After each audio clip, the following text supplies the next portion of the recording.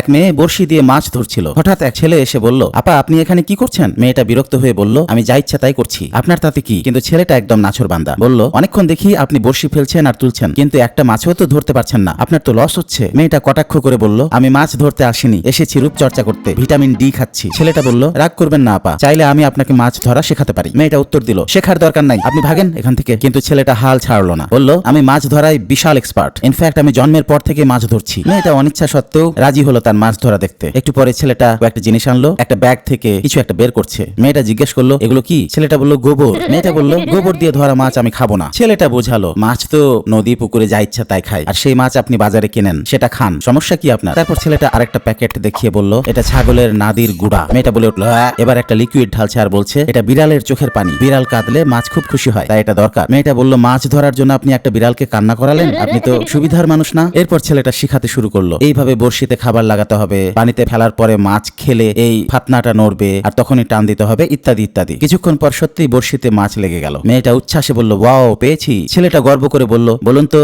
আমি কেমন শিকারী? মেয়েটা হেসে বলল, আপনি তো সত্যি মাছ ধরার বিশাল বড় একটা বিড়াল। তারপর মেয়েটা অনেক কষ্টে মাছটাকে আয়ত্তে আনলো। দর্শক, কেমন লাগলো আজকের ভিডিও? কমেন্টে জানাবেন।